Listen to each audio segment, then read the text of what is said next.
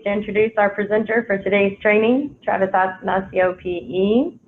He is ASCE's Texas Section past Vice President of Professional Affairs, and as such, he oversees the Infrastructure Report Card Committee. He serves as the City Engineer for the City of Hazlet, which is just north of Fort Worth near the Texas Motor Speedway, if you didn't know that. He is the first full-time city engineer and has been in the position since January of 2016. Prior to joining the City of Hazlet, he worked with several private consulting engineering firms for over 14 years, ranging in employment sizes from 6 to 500 employees with projects across Texas. His career path has led him to understand the infrastructure needs of Texas from both a private investment point of view and the demand of public needs in different regions and environments. He has a BS degree in engineering from the Colorado School of Mines. Thank you, Travis, and it's all yours. Thank you for the introduction. Welcome, everybody. Hope you're ready to learn a little bit about Texas and the national infrastructure. Just so you're aware, there's sometimes I'll wander off into opinion land instead of fact, and just wanted to point out that I am presenting this for my passion for infrastructure and not necessarily the views of ASCE or my employer. So infrastructure investment creates jobs for workers. By the end of 2028, there'll be an additional 141,000 jobs here in Texas, and that's why investing in infrastructure is so critical. Let's look at the formula for the ASCE report card. It's one of those tools that you can use when you're talking infrastructure. It's a simple A to F report card format that everybody would have grown up with, so the grades are very understandable. That way, when you go and talk about infrastructure and you say this grade is a C-, everybody understands what that is. This is a tool to educate the public, help elected leaders. It makes you understand the level of investment needed to modernize our infrastructure. Like I said, it's a simple A to F format. There's 16 different categories on the report card. Nationally, ASCE staff does the report card, and at the state level, it's a volunteer-led effort. Each category of infrastructure is evaluated on publicly available information or information that is deemed private but is provided by the agencies. So this 2017 report card, it evaluates 4 years at a time. So from 2012 to 2016, and in each of those categories, capacity, resiliency, innovation. It's important to remember that the agencies themselves have limited resources, so the grades are reflective of the infrastructure, not necessarily on the efforts of the agencies. So the 2017 infrastructure grades for America, average was a D+. Some grades went up from the previous report card, some grades went down. It's important to remember that this is a snapshot in time. We're only looking at those 4 years. But since ASCE has been doing this report card, the grade has not risen out of a D. It's gone from a D to a D+, so we are moving the needle a little bit, but we're still in the D range. In addition to the national infrastructure report card, about half the states across the country do their own report card. Texas released theirs in 2017, the same time as the national report card came out. And you can see various states here. There'll be a website at the end that you can look at other report cards. You can kind of compare what states are doing in categories, not necessarily a state-by-state comparison, but you can at least see how other infrastructure stacks up. So in the 2017 report card, we went out and gathered data from multiple agencies across the state. Some of the data, like I said, was private. A lot of it was public. And we had a committee of over 30 volunteers to review the data, come up with facts about each category, and release a grade. These were the grades in Texas in 2017. This was more of an update on this effort, so we just updated certain categories, not necessarily all categories. Then you compare that data to the previous report card. Like I said, it's a snapshot in time. So once you have that snapshot, you can look at it and determine, did a drastic change happen? Did you go from, for instance, aviation from a C+ to a B-? That's a pretty big jump. So the committee would come together, collaborate why the grade changed by so much. The grades obviously have to be supported by the facts that are presented in the report card. And finally, the ASCE Global, the organization over all of the Texas section and other sections, they get the final nod on the grades because the infrastructure report card is trademarked. There's a committee called the Infrastructure on America's Infrastructure Committee that reviews these grades. So now we'll go through each of the categories, all 16, and compare the U.S. grades with the national grades. So in aviation, Texas gets a B- and the nation gets a D+. U.S. airports serve about 2 million passengers every day. The aviation industry is marked by technologically advanced and economically efficient aircraft. But that 2 million passengers per day keeps going up. So it's expected that in the near future, 24 out of the 30 major airports will experience the Thanksgiving peak volume traffic at least once a day every week. There's a $42 billion funding gap for the infrastructure that's needed to raise that grade from a D to a B nationwide. So like I said, there's a lot of passengers that move through the airports. 2014, there were 756 million passengers. This is going to rise to 1.1 billion nationwide. In response to this, the FAA is preparing and working to implement NextGen, which is a program that will truly modernize the air traffic control system. And it's going to use things such as GPS to reduce cancellations. It'll have an advanced weather network to move planes around, and it'll improve the way airplanes are tracked. Currently, NextGen has already modernized 5 million square miles of domestic airspace and 24 million square miles of oceanic airspace. NextGen is on track to be completed by 2025, and upon full implementation, $38 billion of savings will be realized.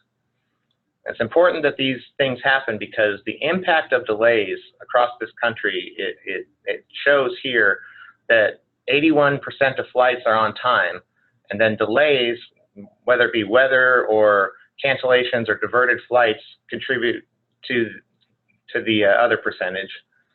So in the top 5 busiest airports in the U.S., Atlanta, LAX, Chicago, DFW, and Denver, if you were to shut down one of those airports for more than 4 hours, there's a ripple effect in the United States economy of upwards of 75 cents per dollar of lost productivity costs. So it's really important that these delays, that 81% goes up higher for on-time performance. In bridges category, Texas gets a B, C+ nationwide. There's new bridges, old bridges that still function, and finally when you get down to the city and county level. So the U.S. has over 600,000 bridges, 53,000 or so are located in Texas, and about 40% of them are 50 years or older. Nationwide, about 9.1% of the bridges are structurally deficient, but that number is at 1.7% in Texas, which is why our grade is so much higher than the national grade. The most recent estimate puts the nation's backlog of bridge rehabilitation needs at over $120 billion. I used a term there that's structurally deficient. Now that's kind of one of those leading terms. You want to ask what does structurally deficient mean? So a structurally deficient bridge is a bridge that has an extreme restriction on its load capacity. So if you have a bridge that was designed for 20,000 pounds and it can only carry 10,000, that bridge becomes structurally deficient. If the bridge is closed, it's frequently overtopped during flooding and causes severe traffic delays. or requires immediate rehabilitation to remain open. That's what makes a bridge structurally deficient. It's not necessarily unsafe. Top 5 and bottom 5 structurally deficient bridges by state. This graphic is really good because it breaks it down by percent. Because if you look at the District of Columbia only having 9 structurally deficient bridges, the District of Columbia is very small, so they would obviously have a different percentage number than, say, Texas, which is at 1.7%.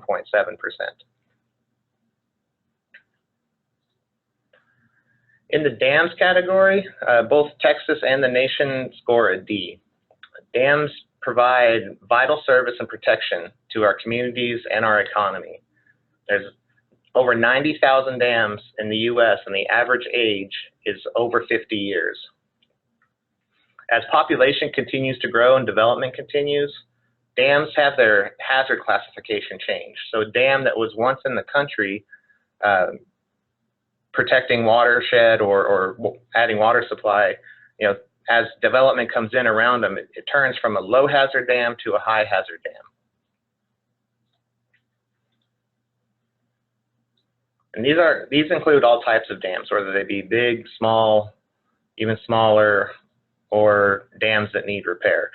This is Lake Louisville. This has since been repaired, but as a dam owner, if I saw that on my dam, I would not be hoping for any type of rain coming.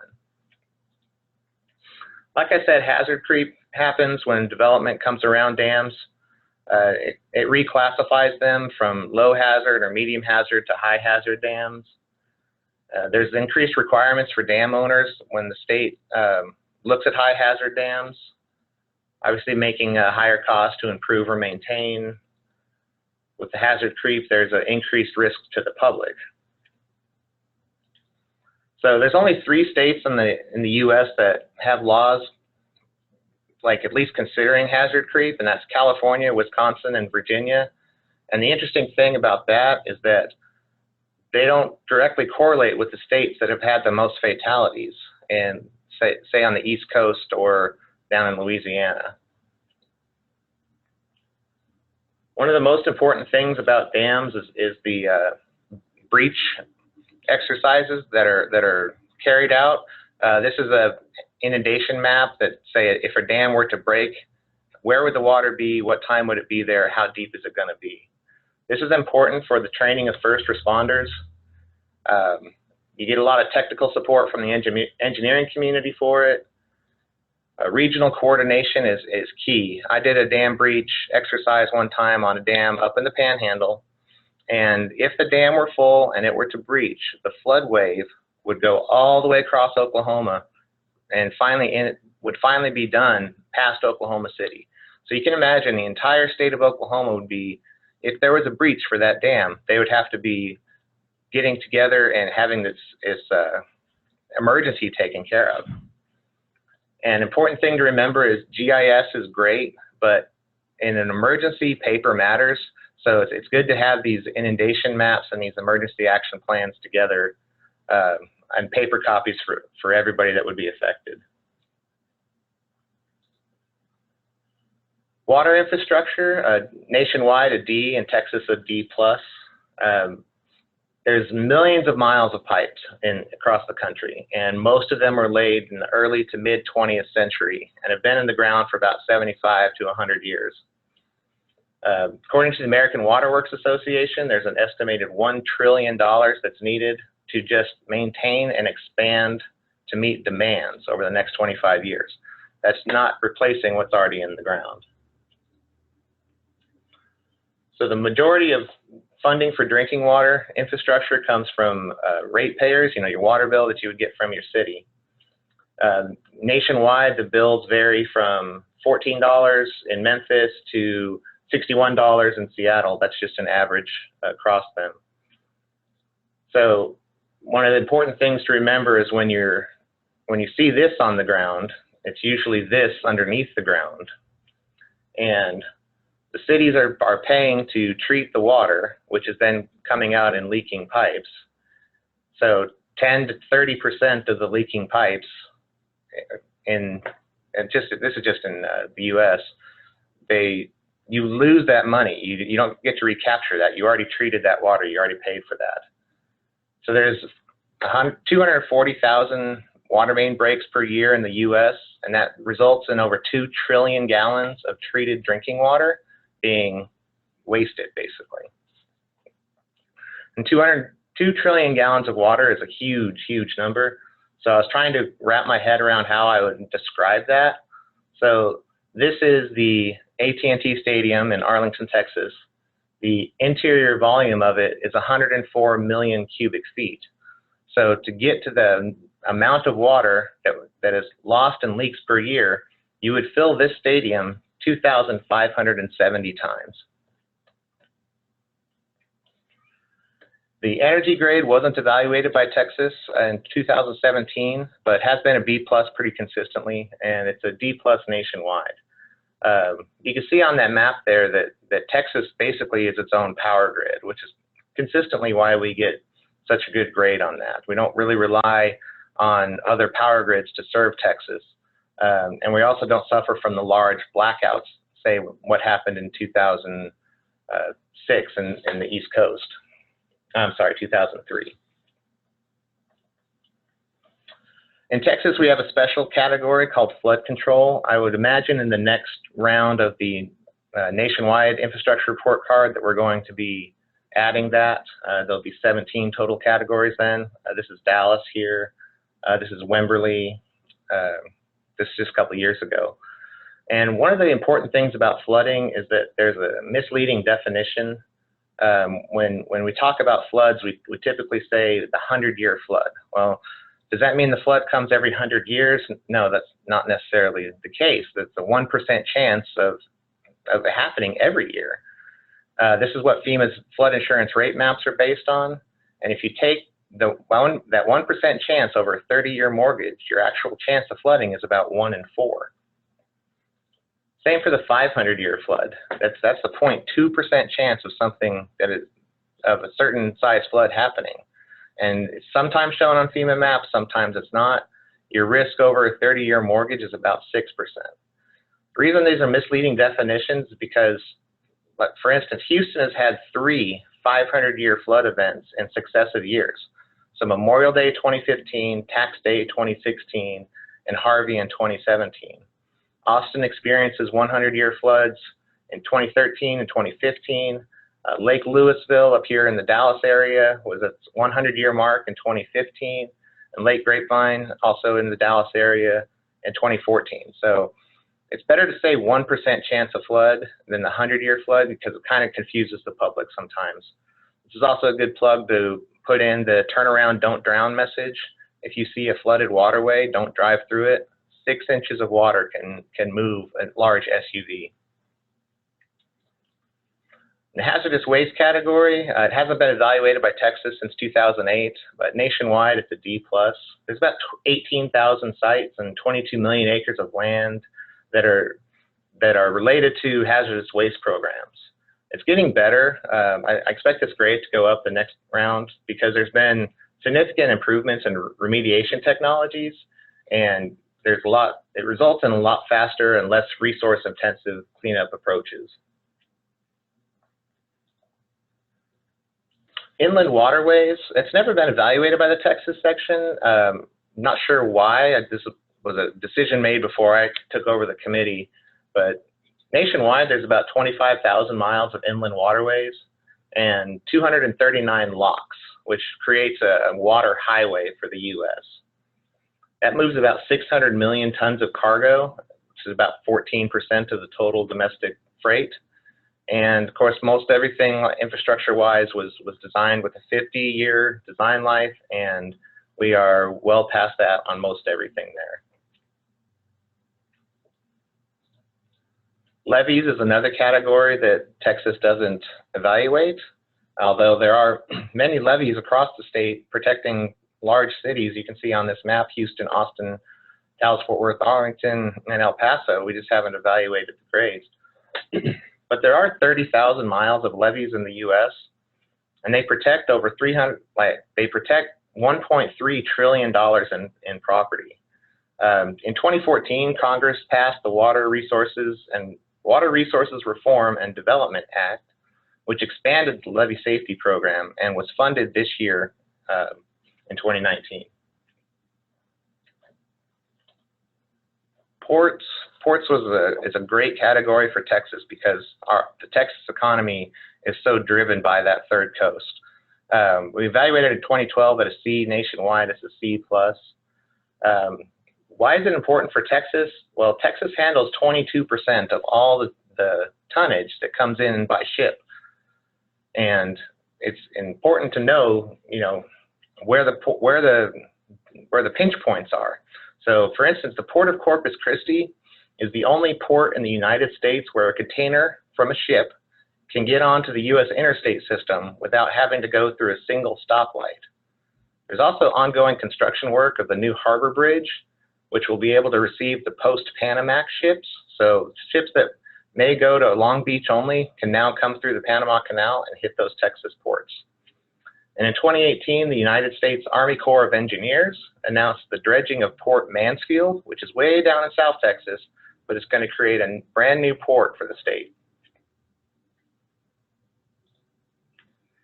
Parks and Recreation, this one's near and dear to my heart. I'm not sure why it's not evaluated, but a majority of 7 in 10 Americans use the park system in the U.S., and that tracks pretty consistent with Texas as well. Parks are usually funded through the 2-year budget cycle as dictated by the Texas Legislature, and that's created a $780 million deferred maintenance backlog. There's parks that have been dedicated to the state but remain closed because the infrastructure isn't there, and also that the staffing isn't there to keep them open. That $780 million deferred maintenance price tag is relatively small compared to the National Park Service $11.6 billion backlog. So Teddy Roosevelt's championing of national parks was a great idea, but as the country urbanized, many of these parks are now at risk. Rail in Texas, not evaluated, but I expect that to be soon when we look at this bullet train route between Dallas and Houston. Nationwide, it's a B, and the reason it's a B is there's a significant amount of private investment that goes into the rail system. For more than 150 years, it's been a critical component to the U.S. transportation system. Carries about 1/3 of the U.S. exports and delivers about 5 million tons of freight, 85,000 passengers per day. So it's important to know that the rail, while it does have a lot of private investment, the passenger rail is subsidized still a lot. So LA Metro, for instance, receives 72 cents per ticketed fare and then $2.50 of government subsidies.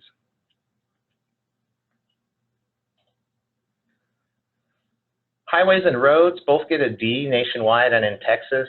There's $160 billion of time wasted in sitting in traffic, and 1 out of every 5 miles of pavement is in poor condition. After years of decline, traffic fatalities increased in 2014 and 2015, with 35,000 Americans dying on the roads. Now, the roads category covers both the on-system roads and the off-system roads. So the DOTs were formed to initially build the Eisenhower interstate system, and by and large, this is done. But 90% of the U.S. population is not served by the interstate system. And in contrast, 26% of all roadway miles are on system. So that's for instance, what TxDOT takes care of is 26% of the roads. The remaining percentage is up to the cities and counties to take that system. And what happens when you don't maintain the roads is it basically equates to a hidden tax on consumers because you're spending money on repairing your vehicle, not reinvesting into the infrastructure that causes that problem. The average annual delay per commuter in hours in 2016, you can see that the states that are more populated are a little bit redder. I'm always curious about this one, about that 1 hour delay in Wyoming, because there are more antelope than people in that state, but maybe that's why it's delayed. You have to wait for the antelope to cross. So how do we fund roads? Well, right now it's funded with fuel tax. And it's a very touchy issue, and it's a lot of legislators that don't like to touch it. But when you have to think about it, that the shift to more electric and fuel efficient vehicles is rendering the fuel tax base obsolete. The federal gas tax hasn't been raised since 1993, and it's not indexed to inflation. Certain states are taking over this issue, though. 27 have increased revenue for transportation since 2013. Iowa, Tennessee, and Indiana kind of being the big ones. And in Texas, 25% of the gas tax is diverted to other budgetary items. So in addition to getting the shift to more electric and fuel efficient vehicles, there's also budgetary diversions. Alternatives to a fuel tax do exist. These are pulled from across the country. Vehicle lease fees, ad valorem fees, something you put on kind of like a vehicle property tax. Auto parts tax allocation to a transportation fund, a dedicated fund. Insurance taxes into that same transportation fund. In cities wherever there's less cars, there's bicycle registration fees, electric vehicle fees, rental car fees. And an approach that they're doing in Oregon now is the vehicle miles traveled fee. And this is alternative to motor fuel tax, where basically on your tax return, you put down how many miles you travel per year. You can allocate general funds from cities and counties to transportation funds. And finally, a sales tax allocation. Here in Hazlet, we take a ½ cent of our sales tax and put it toward the specific transportation fund. Schools, that's another very touchy issue, and it's very hard. I do applaud the Texas Legislature for passing Senate Bill 3, which is school finance reform. That's going to really, when we look at this grade the next time, we're going to really take that into account. But nationwide, it's a D+. You can see the states in red where support for public education, that's how this foundation has graded it. There's no A's on that map, or no B's on that map. So kind of a striking map when you look at it. The solid waste wasn't graded this last go round in Texas, but it was for the country. It's a C+, and it is falling. And the reason it is falling is because a lot of these landfills are getting full, and we've got a new problem in the United States as we've gone through the 80s and 90s telling everybody to recycle. Well, that only works if somebody takes our recycling and does something with it. So in 2018, as a response to US tariffs, China upended the recycling industry when it stopped accepting most of the scrap. It was cheap for trash companies to recycle these things because they could send scrap to China in the shipping containers that arrived in the US full. They could send them back full with recycling goods. There are a few new buyers in Malaysia, India, and other markets that have emerged, but there's less trips that go direct from those markets to the US. Global prices for used materials have plummeted. A lot of companies are losing money on the recycled scrap that they sell. And unfortunately, what's happening is that cost of them losing money is being passed along to the US households. Some cities and towns have already decided that keeping their recycling services is too expensive, and they will just simply end them.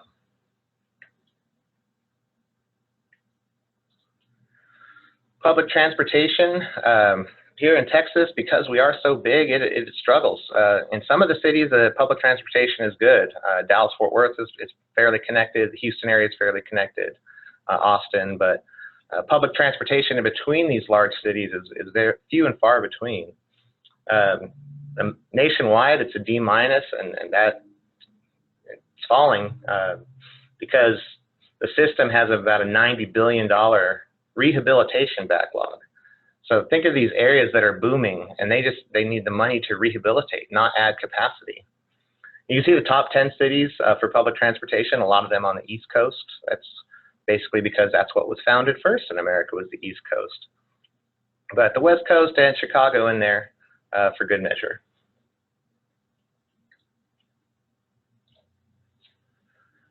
Wastewater in Texas is a D.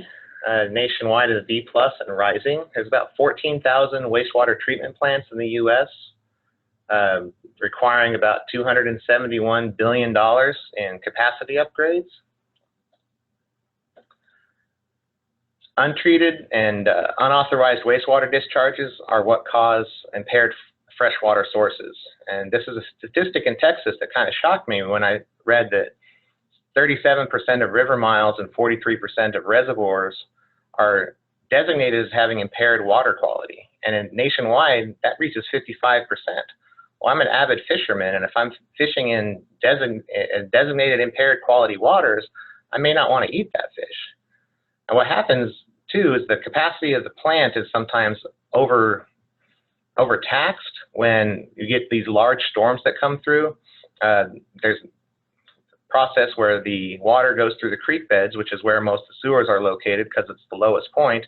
And then if you don't have watertight manholes, that stormwater gets in there, heads down to the water treatment plant, produces an overflow, and then you have an impaired water quality. So that's an overview of the 16 categories. I know a lot of it sounds like, what can I do? I don't have billions of dollars to throw at this. I don't have the estimated $4 trillion nationwide needed to raise the grade to a B. So you might be thinking, there's nothing I can do. I'm just going to let the legislature kind of work it out, and maybe eventually someday we'll get it done. But I do have a couple individual solutions. First one being, know your local council person. The old adage of think local, act global really needs to be think local and act local. Your day-to-day lives are more affected by your local council people than anyone in Austin or Washington. Local streets have potholes in them because somebody yelled for that money louder. Why does your water taste funny, for instance? It's because the water department said they would still pass the quality test without that certain chemical. And then who decided that your neighborhood didn't need a new sidewalk to the school? Well, it's because in that part of the budget, they decided to spend it on Christmas decorations or a fireworks show.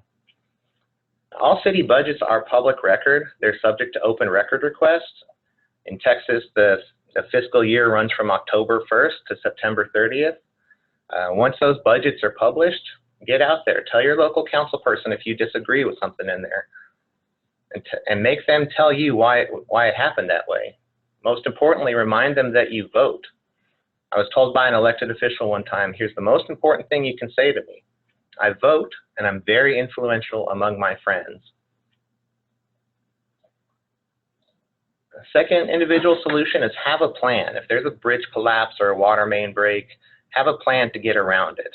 The major reason that the city of Houston did not evacuate for Hurricane Harvey is that they believed the I-45 would be so jammed that the storm would hit while cars were stuck in traffic.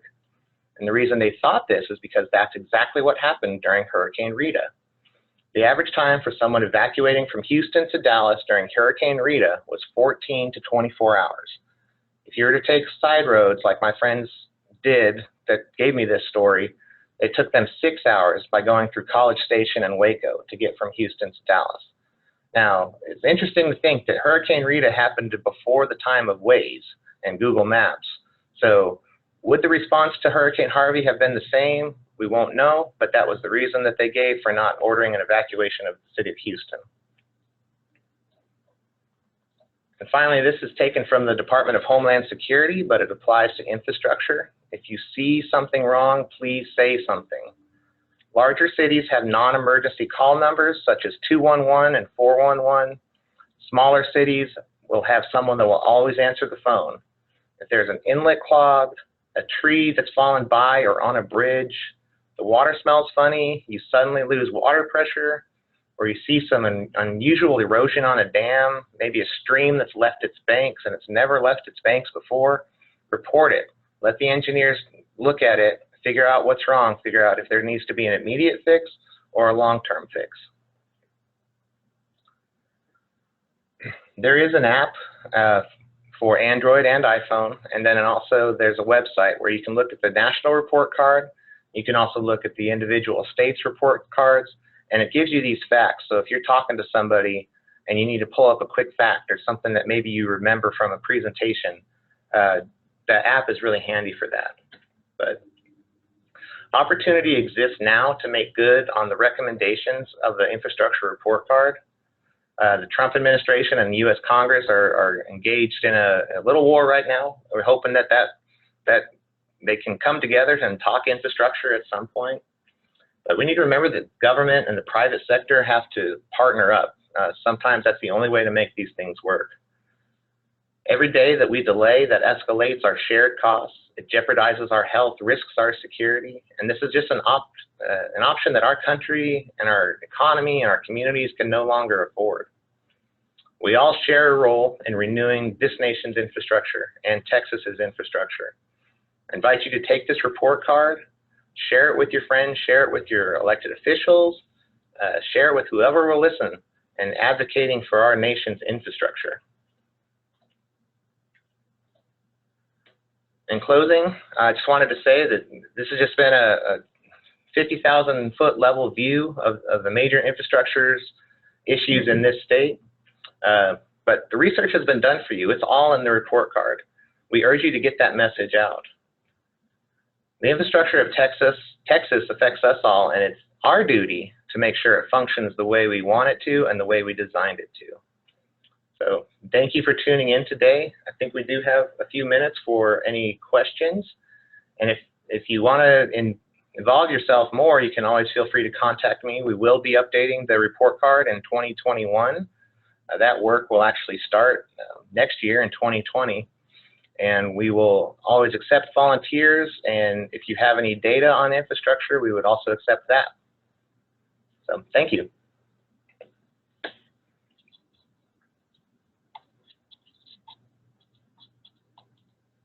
And like Travis said, we do have time for questions. You can type those questions into your chat bar or into the Q&A section, and we can go over those.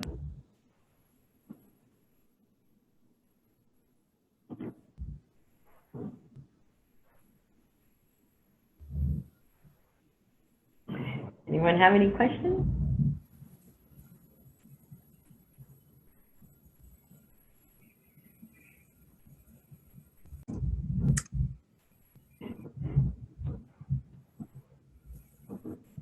Travis, they would like to know if you would share your PowerPoint. Absolutely. I have this PowerPoint available. Can contact at that email address there, governmentaffairs@texasce.org, and I'll make sure to get the presentation out. Sounds great. Any other questions?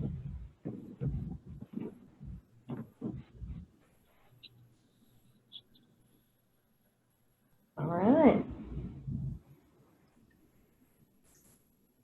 Oh, wait a minute. Here we go. So did the engineers in the Texas Legislature work with you on infrastructure during the last session? Yes, the last session produced some really good flood planning bills that came through. There's also, in previous legislative sessions, we had Prop 1 and Prop 7, which did a lot of highway funding. That's really good. So we try to work hand in hand with our legislators to give them the high points of what needs to be done. I think Hurricane Harvey really showed the lack of flood infrastructure that we have in the state. There's statistics that say somewhere near 83% of Texas was affected in some way by Hurricane Harvey. So it's good that the legislators got a hold of that and get the Texas Water Development Board in front of that to look at flooding solutions.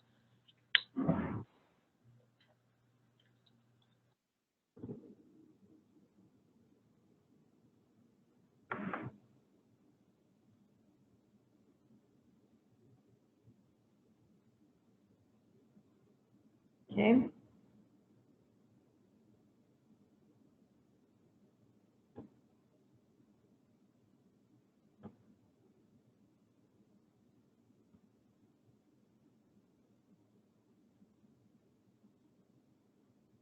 I think that's it. I don't look like we have any other questions coming through. Everybody says thank you. But everything's very informative.